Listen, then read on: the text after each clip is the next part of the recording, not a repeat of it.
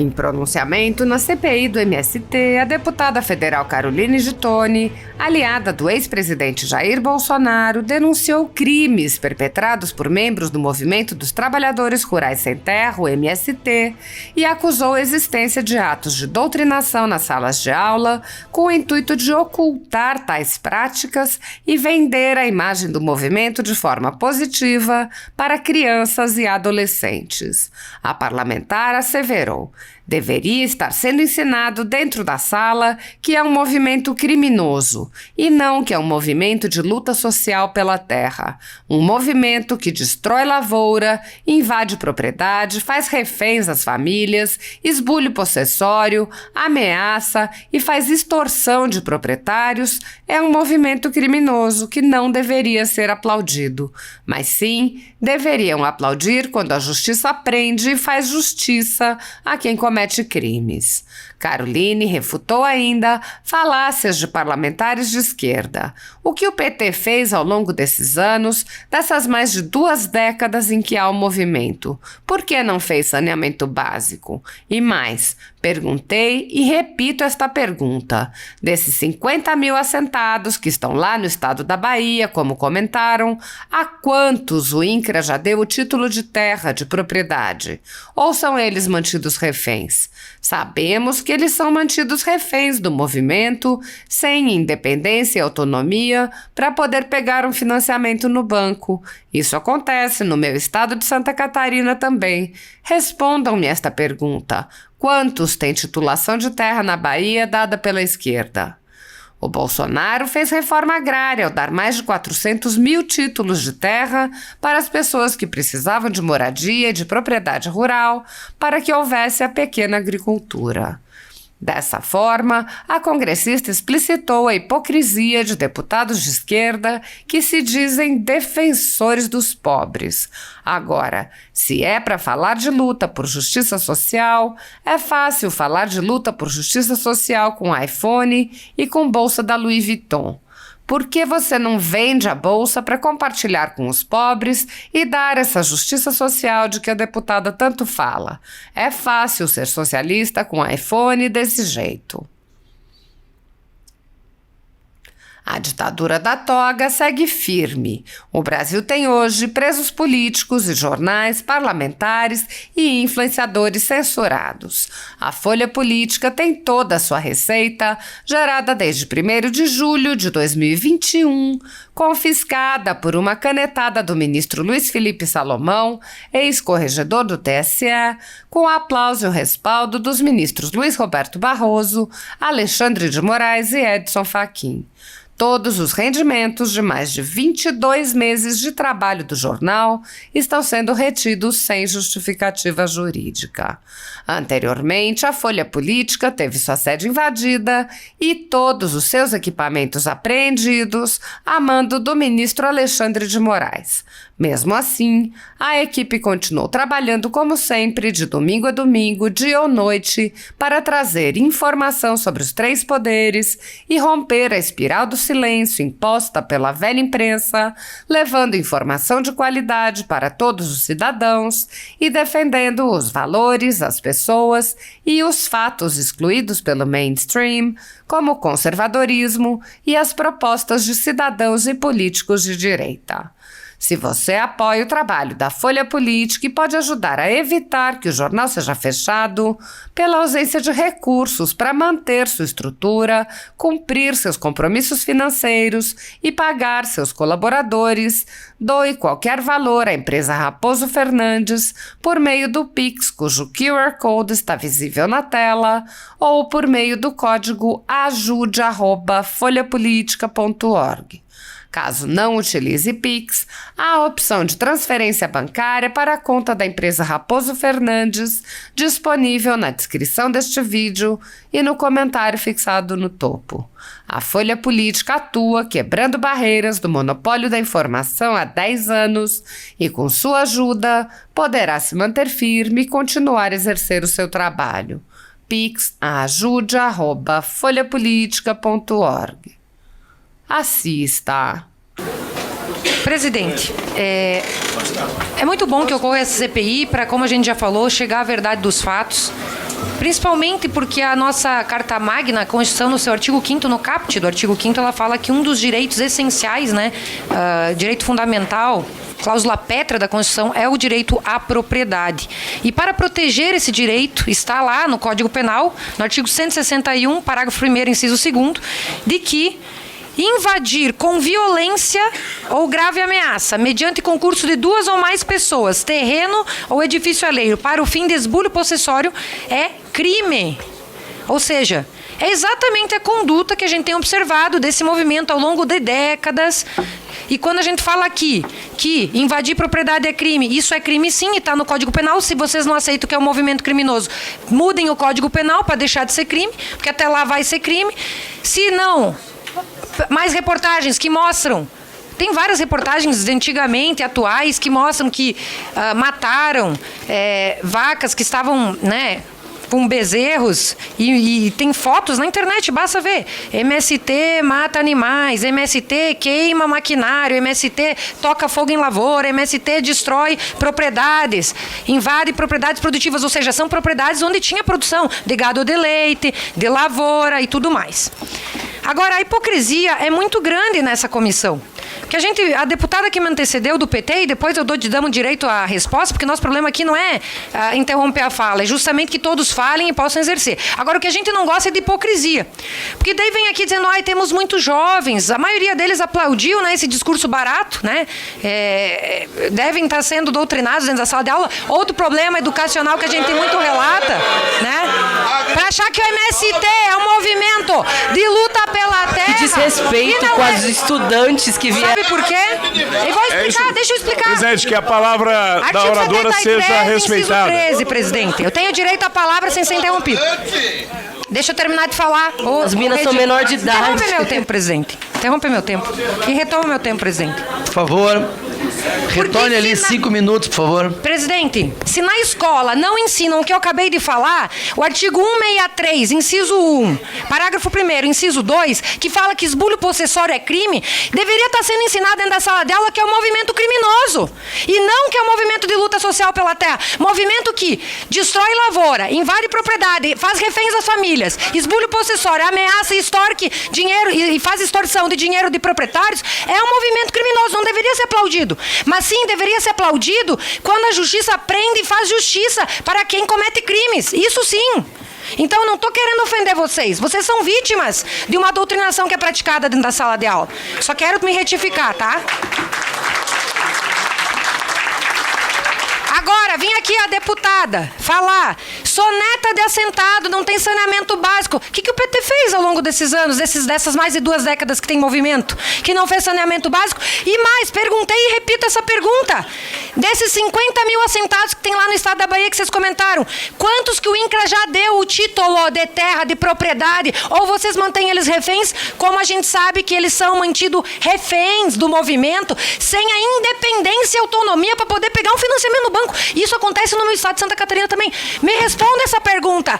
Quantos têm titulação de terra na Bahia dado pela esquerda? Porque o Bolsonaro fez reforma agrária ao dar mais de 400 títulos de terra para...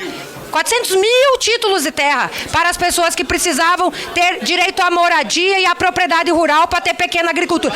Eu sou de um estado, presidente, onde a pequena agricultura familiar, funciona, porque Santa Catarina é um estado que tem 1% do território nacional e lá a maioria é agricultura familiar que funciona. Agora, se é para falar de luta por justiça social, é fácil falar de luta por justiça social de iPhone e com bolsa da Louis Vuitton. Por que não vende a bolsa para dar, então, para compartilhar com os pobres e dar essa justiça social que a deputada tanto fala?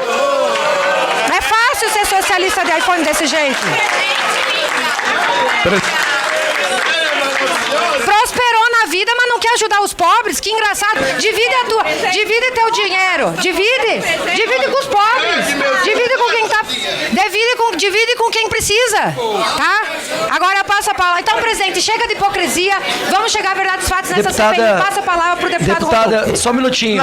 Estão ocorrendo, e o número aumentou, a gente chegou a 143% agora, o número de invasões de terras produtivas. E até eu estava pegando aqui o seu requerimento inicial, presidente Zucco, de que o senhor questiona, né? Se a Constituição protege o direito à propriedade e a gente vem verificando que esse movimento vem invadindo propriedades produtivas e não propriedades não produtivas para fins de reforma agrária. Não seria de se investigar o que vem acontecendo com relação a isso?